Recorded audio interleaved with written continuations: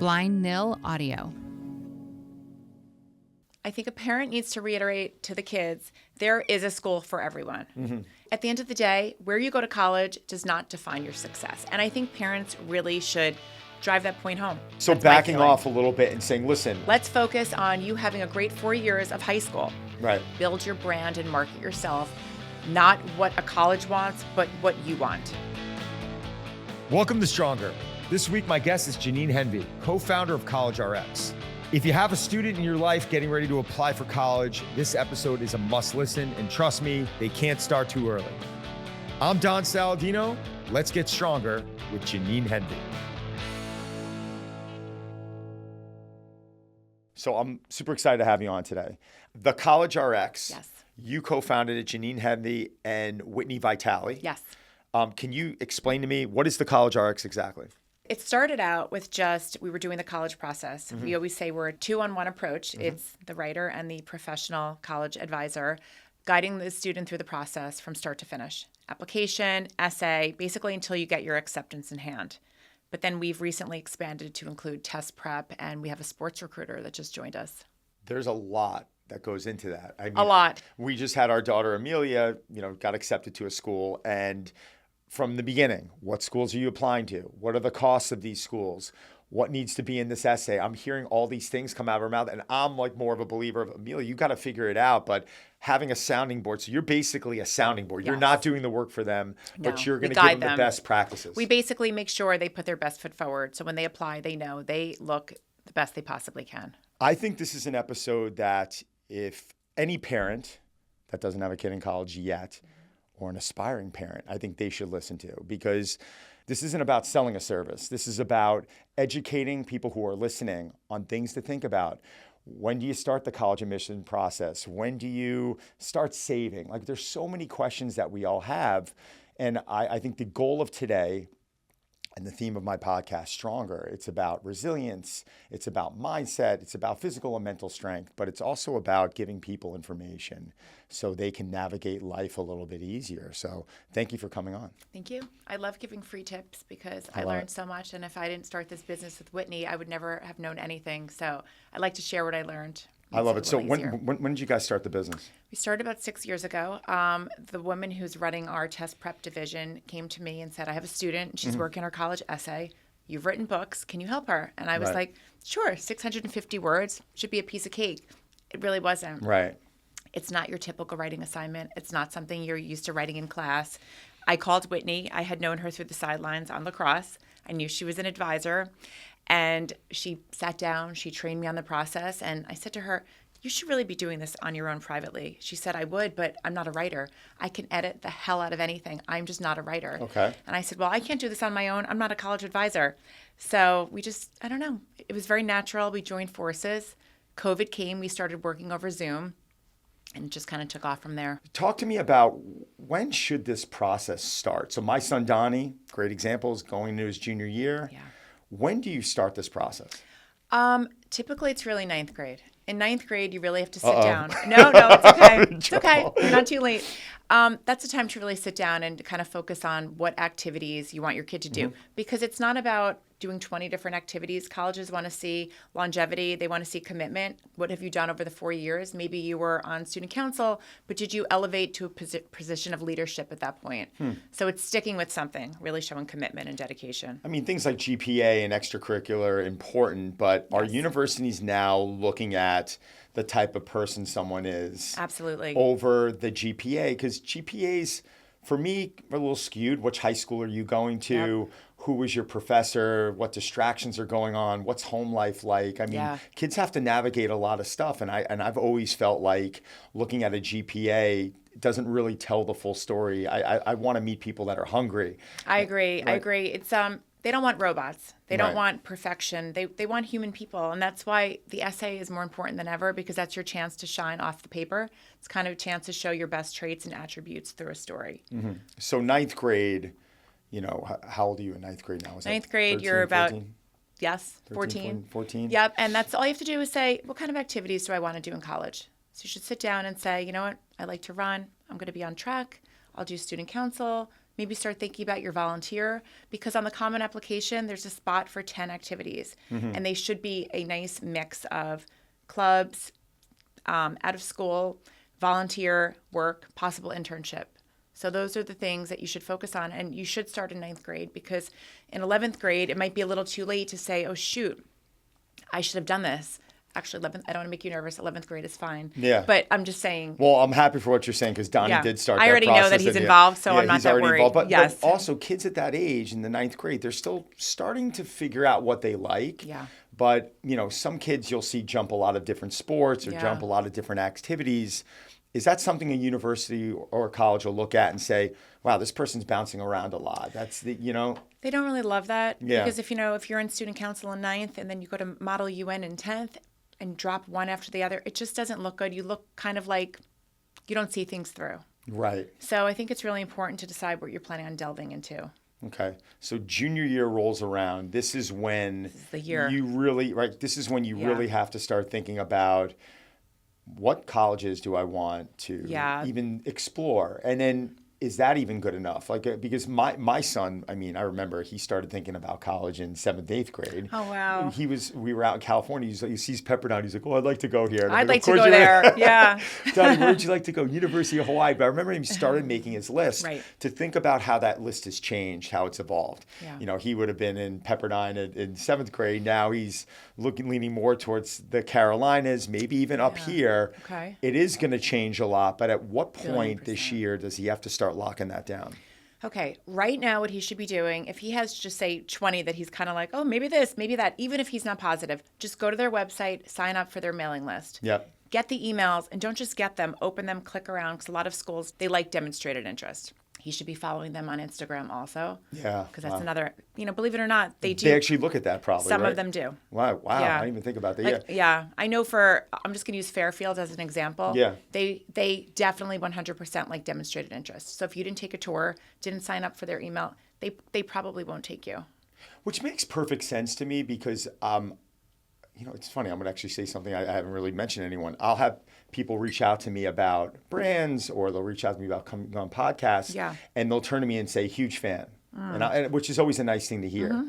But then when I'll go to kind of research them on the page, I'll see they're not following me. So then right there, you immediately say to yourself, wait a second, they're not telling me the truth. If they were interested in what I was doing, they would be following. And I don't think that's an egotistical response there, but I think that's being genuine, and it makes perfect sense that the university is going to turn around and say, listen, I learned this firsthand with one of my daughters.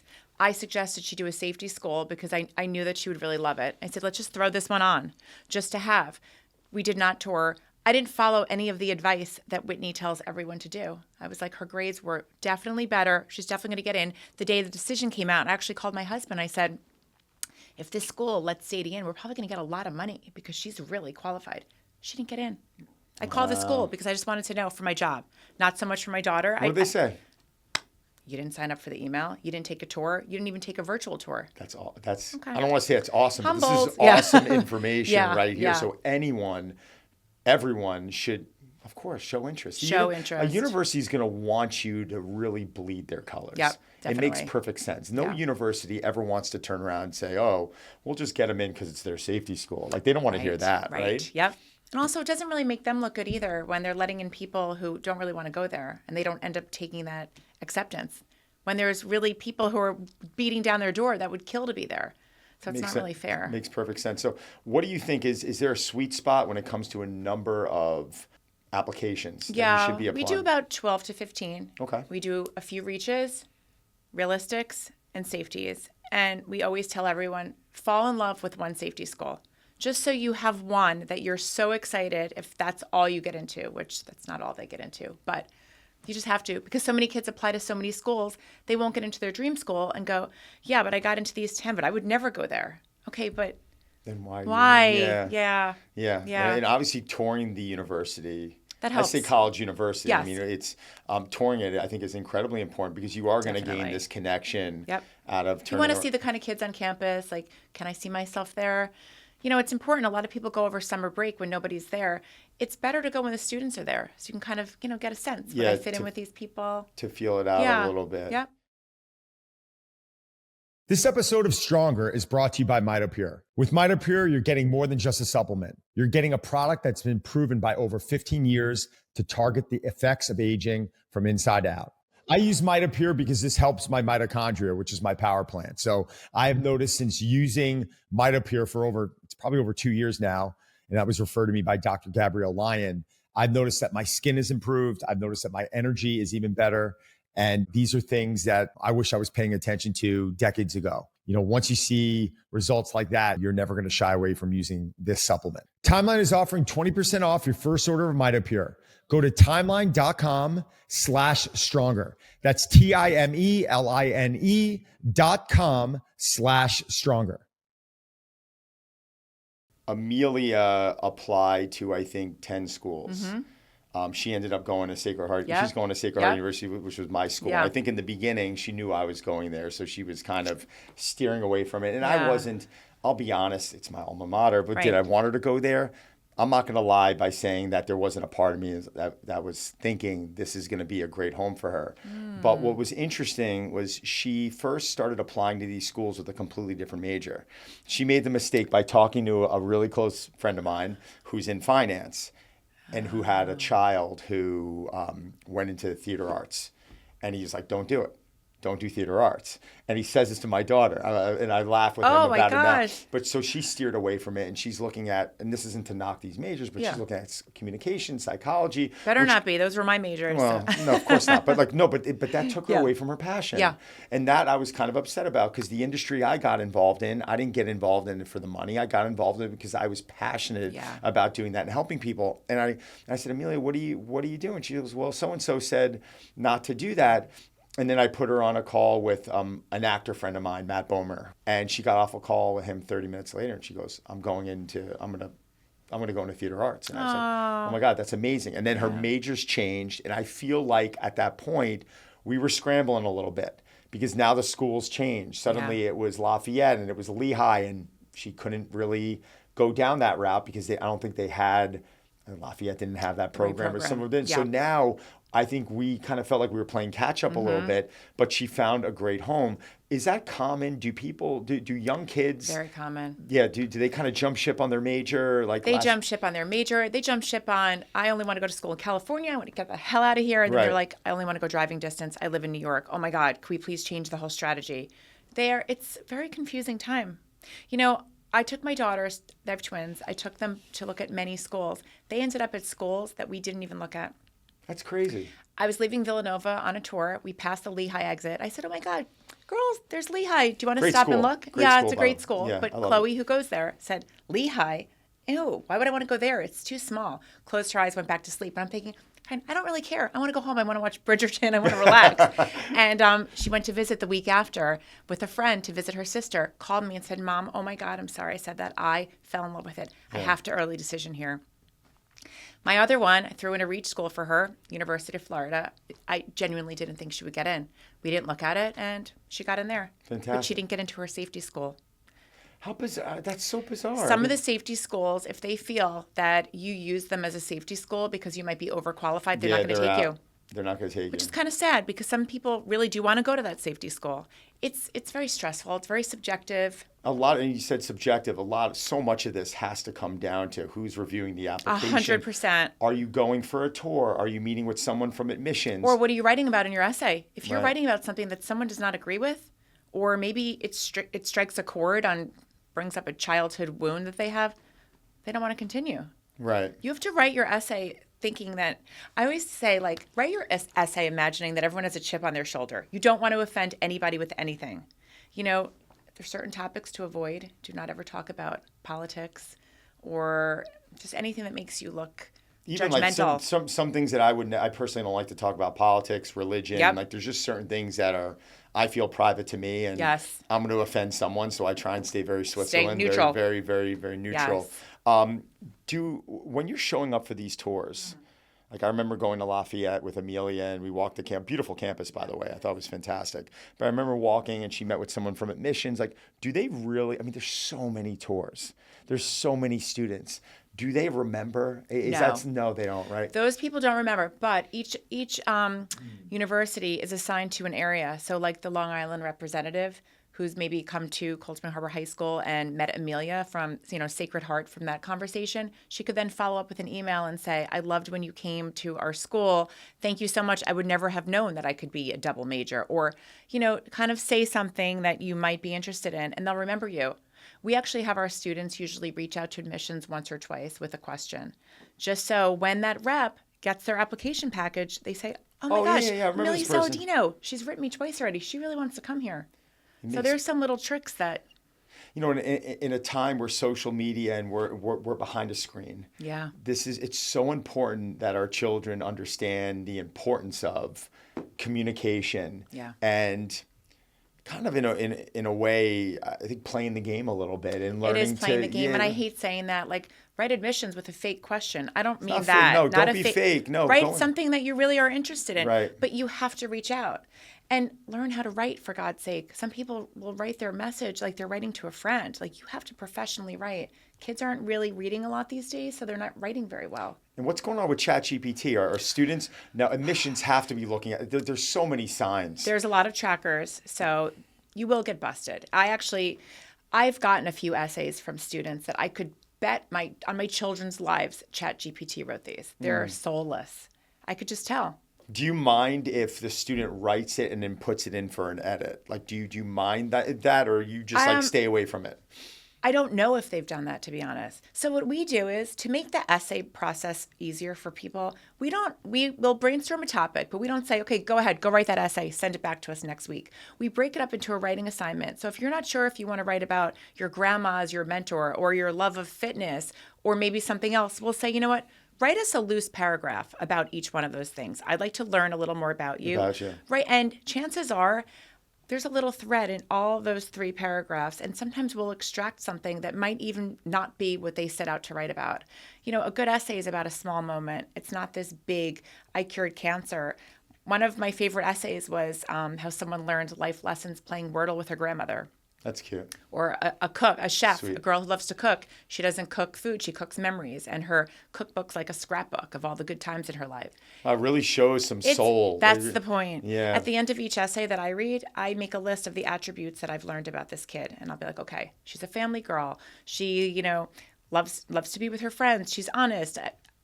If we're not seeing enough attributes, we go right back to the drawing board and kind of expand on it. I feel like sometimes these students, it becomes a bit transactional, right? Yes. Like they're learning the numbers, they're taking the test, they're quantifying success by a score. Yeah. But to go in and to really operate in the real world, one of the best scenes of a movie, I don't know if you've seen the movie. Do you ever see the movie Back to School? Yes. Okay, with Rodney Dangerfield, one of my favorite comedians of all time. But there was a scene where he was off at Grand Lakes University, right, with his son Jason Mellon. This is Thornton Mellon, and he's probably 30, 40 years older than any other freshman. And he's sitting there, and the professor's turning around giving a business ethics course. And he lists off all of the points of business ethics. And Thornton Mellon turns around and shakes his head and goes, oh, you left out a bunch of stuff. And the guy turns around, the professor got offended. He goes, well, what, for instance? And he lists off all of these, like, really more street smart things, more of like being a human being and having to deal with politicians and dealing with noise compliance people and going upon, and I remember I had to do these things, a BSA board, to get a Board of Standard and Appeals permit, and all these things that they wouldn't teach you in Harvard. Yeah. And you have to go and present to a community board that I'm opening a gym and it's not going to be noisy for the person living across the street. Granted, it was on Houston Street and you have people sitting there yelling, don't do this guy's 25, all these things. And that's the part of school that I think frustrates me a bit. I believe that, like, we should all work in the service business at some point. Like, we need to be I worked at McDonald's when I was 16. Beautiful. And I love it. So I do feel like, and I want to get your opinion, that it becomes a bit, I think the word transactional is wrong, but it almost feels it. Study for your test, here's your grade, and you suddenly have formulaic. It's very formulaic. What is that? Formulaic? Formulaic. That's how I describe it. I'm stealing it. Go ahead. I just feel like everybody feels it's a certain thing. Step, step, step. Like, they're not putting you can't see what a kid's passion is with just this little perfect formula. It becomes robotic. Right. What do you think? Would you change? This is kind of going off. Now, I'm curious on your opinion. Would you change the process in high school a bit? Would you put in more? Would I? Yeah. 1,000,000,000%. What were certain things would you do? Now be honest. Is it fitness? Is it going off and doing more mentorship programs, internship programs, service? Like, what would you do? All of the above. I feel like nobody really guided me. I mean, it was a little bit different back then. I feel like college wasn't as difficult to get into. My parents didn't go to college. My dad immigrated from Italy, and I had no guidance whatsoever. And my parents didn't have a lot of money, so it was state school or nothing, basically. What was their thought process on college? Because now we're getting into this whole. I can relate with my grandparents, and they were way older than your parents. But what was their thought process on you going to school? It was just kind of like, go to the cheapest school we could afford, right? And just pick the one you want, write the essay, and see what happens. Get in. And I remember like handwriting the essay. That's how old I am, to handwrite the essay. And I wanted to go to the best SUNY school, and I couldn't get into that one. And my guidance counselor, looking back, he was so not supportive. He laughed in my face, and he was literally like, "There's no way you're going to get in here. You might not even get into any college." Kind of ironic where you are now. I know, right? But so talk about that a little, if you don't mind. I mean, don't mind so at you all. had, because I think it's important that people hear that. You might so have I didn't struggled. get into the college of my dreams, which wasn't really one of my dreams. It was one of my dreams that my parents could afford. I went to community college so I could get in. Right. Went to that college and then went on to graduate school. And I feel like I had a harder road because I did not apply myself enough in college. I was just kind of like the night before the test, you open the book and study. I just wish I could have done it all different. I always say to my sister, we could have been so much more. But I'm happy where I am now. College, I feel like that a little bit. I went off to play baseball. You played baseball in college? I did. Oh, wow. I did. Wow. I played at Sacred Heart University, and it was more about baseball, and I took business, and I got decent grades, but from an application standpoint, from really applying myself, looking back on it now, there were a few professors that I think really stood out, but they stood out in a way, and they influenced me in a way that wasn't even business. It was more business statistics. One professor that I had, she was phenomenal, and I had to go in, and I was really not doing well in the class. So she taught me a lot when it came down to kind of gritting through that process to try and make decent grades. Yeah. And she was like working with me on the side. And then I had another business professor who just made it fun for us, and we learned. And I actually looked forward to going to that class. And looking back on it now, that's how it should be. Yeah. And I wonder if they ever polled students. You graduate college, you're too young. You're 21, 22. You go off at 18. For me, college was an experience, doing my own laundry, surviving, meeting people, having to grind, playing sports, all these other really positive things that I still think it's important. Right. But looking back on it now, I'm like, God, I wish I could kind of go back and take some of those courses. Yeah, and also, are you doing anything that you thought you'd be doing? I'm sure your life has veered off. It's veered off a lot. The one thing that I did do, though, was business, because I did not know I wanted to get into fitness. I knew I loved fitness. I wanted to be a professional baseball player. Right. But I think business for me was like, this is not safe, but I'm like, no matter what I do, business is like the backbone. Like, I need to know this. It's your umbrella. I grew up in a catering family, and we were very like blue collar mentality and work. And so for me, I was like, oh, when I went off business, no problem. Right. And I stuck with it, and I enjoyed it to an extent, but I didn't put in that time. So in a way, I feel like school happens a little bit too early. 100%. You're too immature to really appreciate it. Although the kids today seem a lot more mature. I don't know what it is. Or they have a lot more pressure, I feel like. Let's talk about that now. You literally read my mind. You pulled that right out of my. I just feel like what is this process like for most kids that you're around? Are they voicing things to you? And I would imagine they are, that they're not going and they're talking to their parents about. I just feel like they put so much pressure on themselves because the college climate is very different than when we had applied. It's very hard to get in. The schools that were safeties for us are no longer safeties. And everybody knows everything. People, put their whole life out on social media. So they're comparing themselves amongst their peers, never feeling they're measuring up. Who's bragging? I did my essay last year. I just feel like everyone comes to us very overwhelmed. And, I like when they come to us because I want to make them realize it's not that hard. It's really not that big of a process. It's our heads that make it feel like it's worse. One of my favorite lines in life is, for every time I've been rejected, I really got redirected to something else. Yes. Gosh. College, I think, for most kids, granted, some kids are getting rejected for making sport teams or theater, or they're not getting the part. And I think I find it very valuable anytime my kids got, rejected from something or didn't make. It hurts though. As a parent, it hurts to see. It hurts, but you also as a parent have to look at it as a valuable lesson rather than trying to go in and always save them. You know, well, Donnie, work harder. Like, well, Amelia, sometimes you're not going to get it. Like, it's hard when they do work hard. It is. Because a lot of life is subjective. I've gotten rejected a lot because of my writing, and I used to fall apart. When I wrote my first book and nobody wanted it, I felt like I was the biggest failure. Right. But it just made me work harder. How many take books? More classes. I have 2 that are published. I have a 3rd that I'm shopping around right now, and that first one that rejected is like, under my mattress. That's my life lesson. That's what made me work a little bit harder and become a better writer. So I know rejection, but you know what? One kid, one of our first students, his dream was to go to Cornell, and he was kind of on the cusp with his grades. He didn't get in. He got deferred and then rejected. I took it really personally because, we take these are our kids. When they come to us, they're our kids. And I was devastated for him. About a year later, I ran into him and he gave me a big hug and said, I am so glad that I didn't end up at Cornell.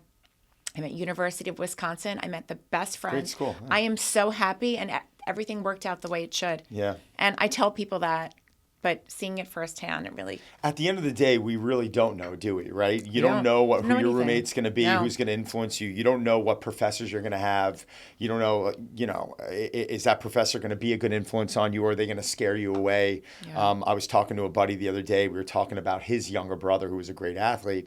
And I said, man, he was a good baseball player growing up. And he goes, yeah. But this coach messed him up. And I go, what do you mean? And he goes, well, he couldn't stand him. And because of that, he went away from baseball. And the power of one human. You go to one university, suddenly you're that kid who wants to go to Harvard or Cornell or whatever it is, and you get in. Might be a great experience, might be a terrible experience. Yeah. You don't know. Nope. We really don't know. But I do find this process valuable because I think it does help the child develop some grit. Now, social media. We were talking about the universities looking at the engagement between the young adult and demonstrate. Yeah. Are the universities going back into Instagram or going back into one's Facebook page and looking at these sort of things? There are some, yes. And we actually do that with our students because, the girls that have, the bikini pictures, they don't really look like the serious student that somebody wants at their university. So, we do a little social media sweep. A little bit of a clean. You want to present yourself to the world the way you should. It really is. And it's becoming your business card a bit, right? Yeah. I've had brands call me up and I said, well, how'd you find out about me? Like, we went to your IG, we love it. And we saw your last 20 posts and you're kind of exemplifying X, Y, and Z. And I'm like, oh, wow, this really, I was early on, I realized what a huge difference. How are the parents handling this process? Because we're talking about, because sometimes does this become more about the parent?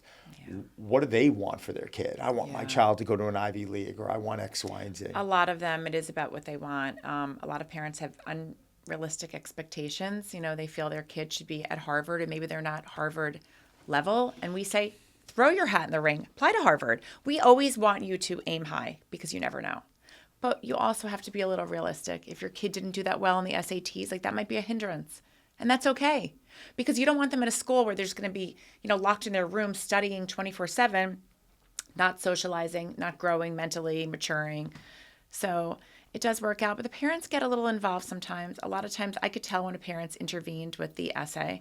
And I'll joke with them and say, it's hard for me to, edit a 45-year-old's work. Yeah. They're kind of like, they're looking at one of my friends, I know for a fact she did. I called her up. I was like, I know you tinkered with the essay. Stay out of that Google Doc. Yeah. Yeah. What's the right temperature? Because you're coming into a situation where you are assisting kids, right? Yeah. What's the right temperature? Because I know you're not like, here, I'm taking care of everything. You want to see them do the work. Yeah. You're giving them. Can you talk about that a little bit? Yeah. We intervene heavily in the sense where if you're going to have a meltdown with me. Sit with me in this brainstorming session. Sit with Whitney. Like, we're here for you. We don't want them. This is not a stressful process, but because everybody thinks it is, it becomes this overwhelming, daunting thing. People procrastinate. Start early. Like with juniors, we recommend start in January. Start your essay in January. Finish by the end of the school year. That way you can have a really fun summer and let this go. Let this go until the supplemental questions are released August 1st. When are they looking at grades until? Because if you think about it, a lot of these kids are getting accepted around the new year of their senior year. Does that mean they can just punt No, that last? one of my daughters did afterwards, but no. Is You there have a little... to submit your grades. You still have to submit. Okay. I mean, when you're in, you're in. Right. If you're an A- student and you get a B+, Yeah, sure, it's not it's gonna be- fine. right. But you can't all of a sudden start, flunking out C's and D's. Yeah. So the schools do look at that and they say, all right, or they also have to get it a little bit, right? Like you've been in school your entire life. You've got 2 months left. Do they look at that and they cut a little bit of slack? Yeah, they definitely do. I mean, it's like our Cold Spring Harbor parking lot, right? By the end of senior year, the parking lot is dead. No kids are showing up. They're like, I'm in school already. I have the sticker on my car. That's so funny. I know. What I want to do right now, and we kind of dove in on it a little bit, was I want to jump back into the process with the parents. So we're talking a lot about kids, but I would imagine that more of the parents are going to be listening to this. Yeah. So what do you like? Take me through the timeline. Okay. Let's start with the parent in 9th grade, and let's just give the cliff notes of 9th grade to acceptance. Okay. What is the timeline? What do you recommend the parents start to finish? How do they how should they handle themselves? How are we going to set them up for success? And I'm not telling you to tell them how to parent. Yeah. I want your advice on what you've seen. This is your opinion, of course, but what do you see really pays dividends for the parents? What are approaches that pays those good, it gives them that good return? Yep. And how should they approach this? I think a parent needs to reiterate to the kids, there is a school for everyone. Mm-hmm. And I mean, think of the most successful people that we know. I don't even know where they went to college. 100%. Right? So at the end of the day, where you go to college does not define your success. And I think parents really should drive that point home because, kids are under a lot of pressure with their peers. All they do is talk about their grades. What'd you get on this? What's your AP score? Right. So they don't need that pressure at home. So that's backing off a little bit and saying, listen, we're going to turn around. We're going to apply to 12 to 15 schools. Yep. There's going to be an array of schools in different locations. Mm-hmm. I can assure you, wherever you go, you're going to be happy. Yes. Like almost kind of reiterating that. And also say, listen, I want you to have fun. I want you to thrive. You right. know? Because I'm sure most parents want their kids to have a well-rounded experience and not just. I do. I think if you were to tell me right now, Amelia can get straight A's and have no life, or my wife maybe get B pluses or A minuses, a blend, and be well-rounded, I'm going to go with the latter. That's just my opinion. As I said, I have twins, and one of them was a little more reserved, and she really came out of her shell this year at University of Florida. And what year? She's a freshman. They just finished their freshman year, okay. And if she didn't go to that, I'm sure she would have been fine in any school, but she really, really thrived at this university, and she's a totally different person for the better. It was everything I ever wanted for her. So setting that expectation, so the parent out of the gate, setting that expectation of like, listen, you're going to this is what's going to happen. You're going to end up somewhere good.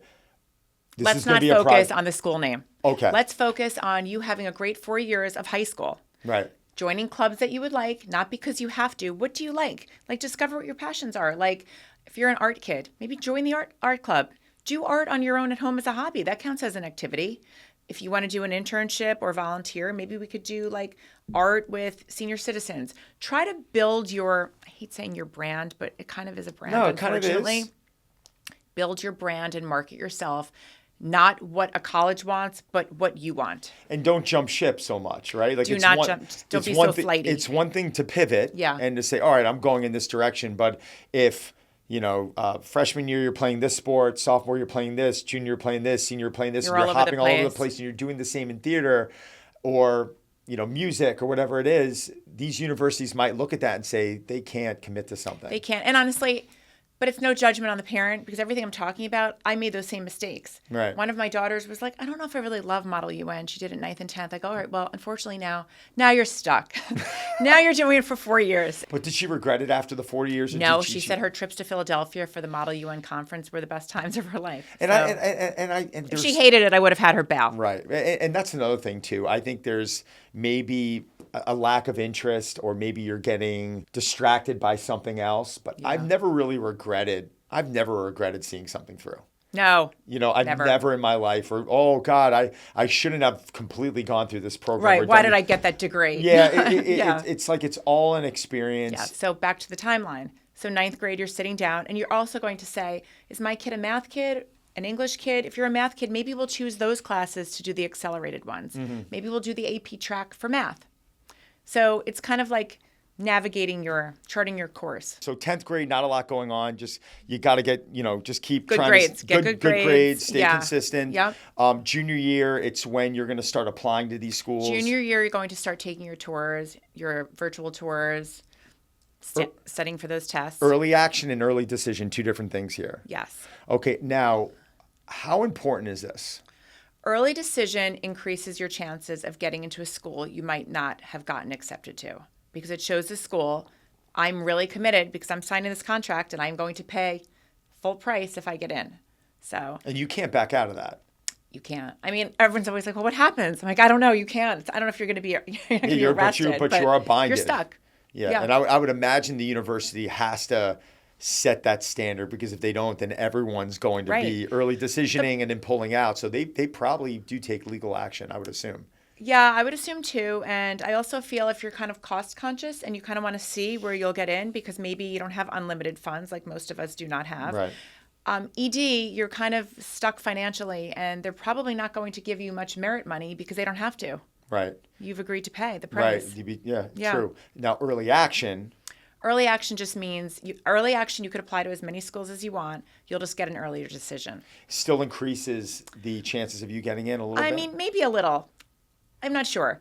Maybe a little. ED is really the one. Colleges have gotten expensive. Yeah. I mean, I was blown away. I know. mean, when I went to college, it was expensive. And since then, I feel like it's doubled, maybe close to tripled. Mine was $6,000 for a New York State school. Can you imagine? $6,000. But even the New York State schools, which are known as the cheaper ones, they're up to $25, $30. But they're still good schools, though, right? They're great schools. They're great schools. Great schools. But they're good bang for your buck. Now, that's my next question. It's, some people get very caught up in the university or Ivy League in reference to the job or their direction with their major. Like, I'm not going to send my daughter to a $100,000 school for a theater degree. Right. But if you're studying business or you want to get involved in Wall Street, that is gonna help you get a job, correct? I mean, that's gonna or if you're going on to medical school, law school, right? It does help. And also you have to look, when you're looking at schools, you should also look at the alumni network. Like, how is that? If it's a strong alumni, like I'm just using Lehigh as an example, just because I have a child there. I know they have a very strong alumni foundation, so like that's good for networking down the road. 100%. Like, that's something I never normally would have thought of, but I'm wondering from a networking standpoint, if you're graduating with a degree in business from, say, a state school, and they're able to go and find a list of alumni that actually, have, obviously they went to the school. Are they able to reach out to these alumni and say, "Hey, I'm Don Saladino. I just graduated from your school." I'm sure. And I wonder if they give access, because I would be impressed if someone who wants to get in my industry reached out to me a month or two out of college and was like, "Mr. Saladino, I just graduated from." You'd be so excited to help them. I'd be like, "Oh wow, like amazing! Let's jump on a Zoom call, and I don't have time till this date, but let's do that." And still finding the time because you can't imagine that's going to happen much. No, but you know what? LinkedIn is an excellent tool for that, and I think every kid applying to college should actually put their resume, even if it's a puny little resume at that point, put it up on LinkedIn. I have people that contact me that went to my college, and I'm always so excited to see one of my alumni in the wild, It really is a great avenue to connect. Yes. How many schools should you be applying to? There's a cost here, though. So it's $50, $80. What is it exactly? 50, 80. Sometimes the state universities of New York, the SUNY schools are free. It depends. They might run a little promotion. But if it's $80 and you're applying to 10, 15, 20 schools. That's why when kids are like, because when we're meeting with the kids, they'll be like, "You know what, can you please add," they'll give me like 10 more schools to the list. And I'm like, well, that's another check $500 with your parents bucks, because this is not cheap. Yeah. I think in this whole process, what is the main goal, right? The main goal is that you want them to graduate, in a suitable amount of time where they have a love or a passion or a direction where they can now go off in life with these skills. And just be happy and confident. That's it. Like mental health is such a big deal now, as you know. Yeah. And nobody takes that into consideration during this process. It's not worth having a mental breakdown and spiraling into a depression and ruining your entire junior year over this process. Yeah, and I really want to close on this. I think choosing a career can be, I think, for a lot of students, one of the most stressful things in their life. Yeah, And sure. there's this comparison going on with other kids that might be getting jobs quickly or recruited to work here, or maybe they have another older brother who's 5 years ahead and is killing it. And they're like, well, how am I going to do that? And my advice is, and this is my opinion, find something you're passionate about. Go after something that you love or that you're really interested in. And you might surprise yourself in the sense of going in a different direction. When I started my career, the be-all, end-all was to own gyms. Now there is so much more that you can do. Yeah. People in my business can be as successful as a person working at Goldman Sachs. Absolutely. They can go off and they can do pretty incredible things, and they can feel fulfilled doing it. So that's my advice to anyone through the process. But I really want to thank you because you took a process that I thought was going to be easy. And then when I saw the most special person in my life, meaning my children, Amelia being the first, who's amazing. Thank you. And she was nervous and she was stressed. Yeah. And the last semester of her high school wasn't the easiest for her. Yeah. Where I thought it would be, she was really falling into that, I'm ready to go on, I'm ready to move on, but I haven't been accepted yet. And she got accepted to what I believe is the right direction for her. She's going to go for theater arts. Amazing. She's so talented. It's ridiculous. Thank you. She's so excited. And, I'm getting a little anxiety knowing she's going to be leaving soon. I know. At least she's kind of close. She's very close, but still, the thought that she's not going to be in the bedroom across the hall from us is always a tough thing. But she's ready. Yeah. And I just want her to go after it. And you're a big reason for that. So thank you. Oh, thank you. Thank you for trusting us with the process. Of course. And do me a favor. Can you let everyone know if you are, if they have questions, if they need to reach out, what's the best way to reach out to you? They could email me at thecollegerx@gmail.com. Okay. Or follow us on Instagram, thecollegerx. And I do a lot of videos to give tips. Perfect. I also want to thank Christian Ponder at The Post. He's hosted us here for, I think close to 20 episodes already. They've been unbelievable. The facility's fantastic. This is like a WeWork for professional athletes out there. So it's a lot of fun. It's really special to be here, and thanking the whole Blind Nil team, Chris, Sierra, and everyone, and really appreciate you guys, and looking forward to everyone seeing the episode. Thanks. Thank you.